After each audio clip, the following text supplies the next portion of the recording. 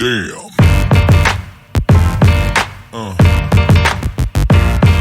Yeah.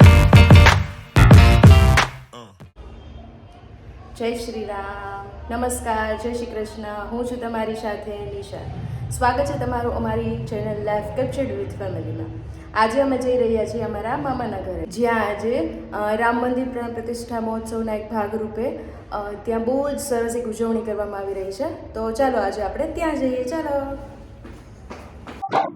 તો અમે પહોંચી ગયા છીએ રામજી મંદિરે. ચાલો અમે તમને બતાવીએ કેવો છે અહીંયા માહોલ. હાય મોક્ષા, જય શ્રી કૃષ્ણ, જય શ્રી રામ. ગઈકાલે રાતથી જ અહીંયા રંગોળી બનાવવાની શરૂ કરી દેવામાં આવી હતી અને આખી રાત રંગોળી બનાવવામાં આવી હતી. અહીંયા રામ સીતાની, રામ મંદિરની અને આ સાથે જ અહીંયા જય અલખ ધણીની પણ રંગોળી કરવામાં આવી હતી. હવે અહીંયા પૂજા વિધિ ચાલુ થઈ ગઈ છે. મારા શોભા મામી છે એ અત્યારે પૂજા વિધિ કરી રહ્યા છે.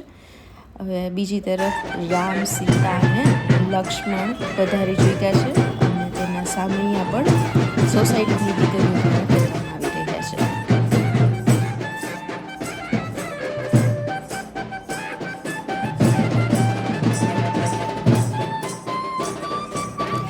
સોસાયટીની મહિલાઓ દ્વારા અહીંયા રાસ ગરબા રમવામાં આવ્યા હતા અને જય શ્રી રામના નારા સાથે સમગ્ર વાતાવરણ ભક્તિમય બની ગયું હતું.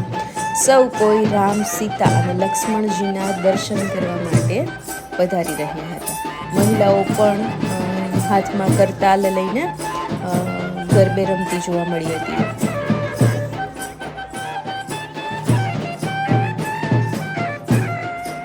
ચારે તરફ એક જ નાદ ગુંજી રહ્યો હતો, જય શ્રી રામ, જય શ્રી રામ.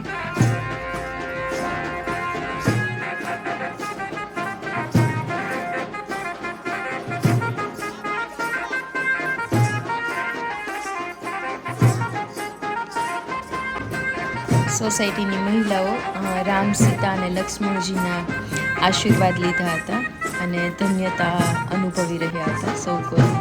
આ સાથે જ સોસાયટીની મહિલાઓએ રામ, સીતા અને લક્ષ્મણજી સાથે ફોટોગ્રાફી પણ કરાવી હતી અને વાતાવરણ આખું ભક્તિમય બની ગયું હતું.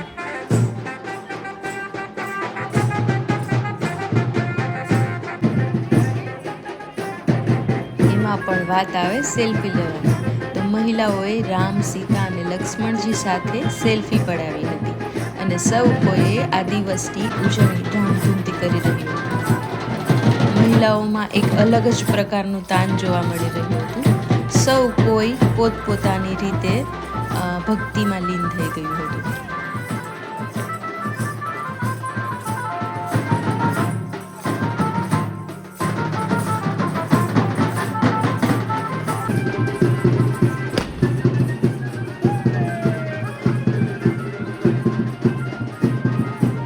રાજકોટના બાલાજી મોલ પાસે આવેલી ન્યૂ લક્ષ્મી સોસાયટીમાં ભવ્ય શોભાયાત્રા પણ નીકળી હતી. આ શોભાયાત્રા આખી સોસાયટીમાં ફરી હતી અને સૌ કોઈએ રામ, સીતા અને લક્ષ્મણજીની આરતી ઉતારી હતી અને એમના વધામણા કરી હતી. અમારા શોભા મામી છે એ સૌથી પહેલાં આવ્યા હતા અને તેમણે રામ, સીતા અને લક્ષ્મણજીને ચાંદલો કરી અને તેમને વધામણા લીધા હતા.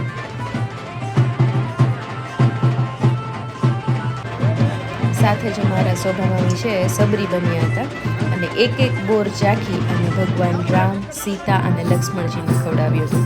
બીજી તરફ મહિલાઓ ભક્તિમાં લીન થઈ ગયેલી જોવા મળી હતી. બાળકો પણ ખૂબ જ ઉત્સાહ સાથે આ શોભાયાત્રામાં જોડાયા હતા અને જે ટ્રેક્ટરને શણગારવામાં આવ્યું હતું તેમાં બેસી ગયા હતા. એમાં અમારા મોક્ષાબેન પણ બેસી ગયા હતા, જ્યાં રામ, સીતા અને લક્ષ્મણજી બેઠા હતા. આ સાથે જ પુરુષોએ પણ જય શ્રી રામના ઝંડા લહેરાવીને એક ભવ્ય ઉજવણીમાં જોડાયા હતા.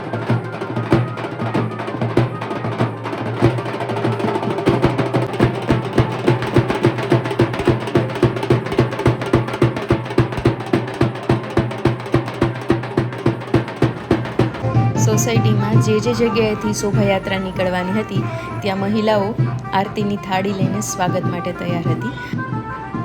જે રસ્તા પરથી શોભાયાત્રા નીકળવાની હતી ત્યાં ભવ્ય રંગોળી કરવામાં આવી હતી.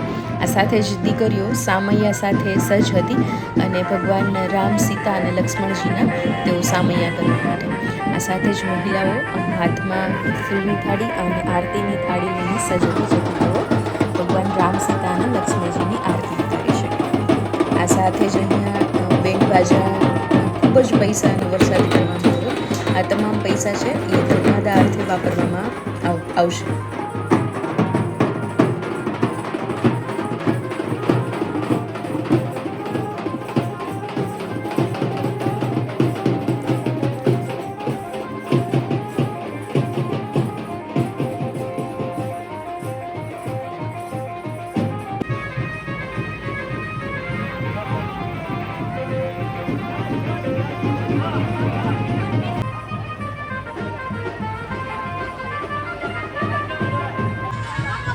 સોસાયટીની દરેક મહિલાઓએ ભગવાન રામ, સીતા અને લક્ષ્મણજીની આરતી ઉતારી હતી અને પ્રસાદ સ્વરૂપે સાકર, મિશ્રી, પછી ચોકલેટ હતી એ અર્પણ કરી હતી.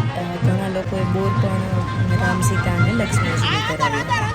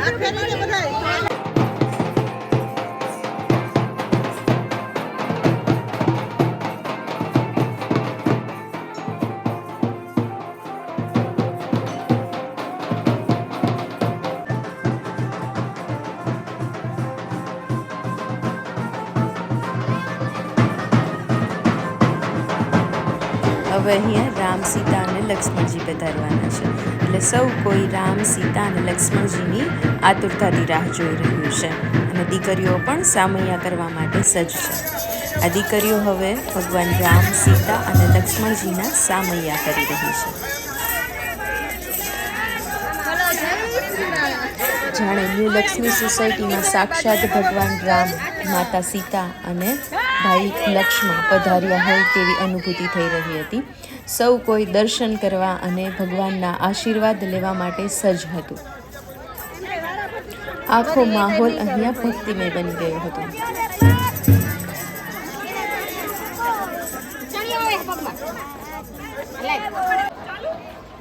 અહીંયા માતા સીતાએ પણ ભગવાન શ્રી રામના આશીર્વાદ લીધા હતા. આ ક્ષણ ખૂબ જ ધન્યતાનો અનુભવ કરાવે તેવી ક્ષણ હતી. જાણે ભગવાન રામ, સીતા અને લક્ષ્મણ સાક્ષાત ન્યૂ લક્ષ્મી સોસાયટીમાં પધાર્યા હોય તેવું લાગી રહ્યું હતું.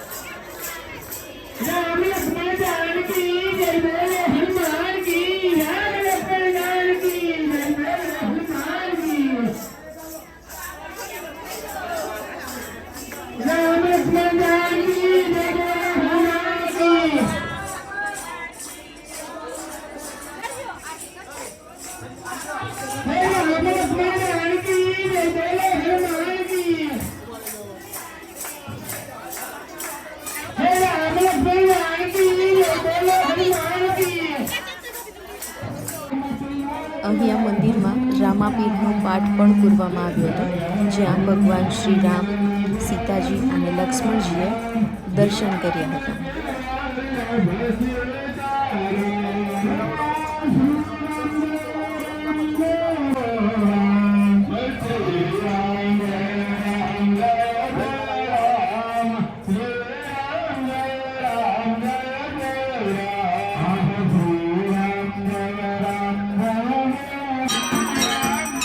જે બાદ અહીંયા આરતી શરૂ થઈ હતી.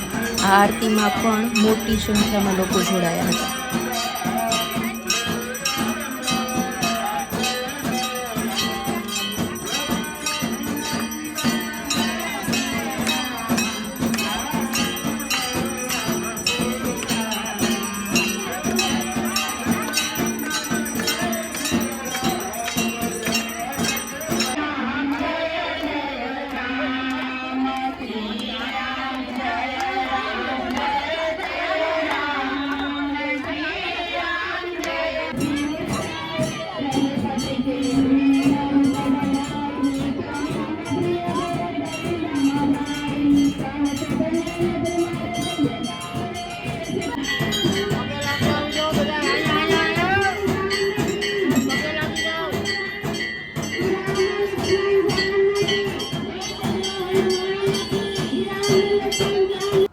તો અમે આ રીતે રામ મંદિર પ્રાણ પ્રતિષ્ઠા મહોત્સવની ઉજવણી કરી.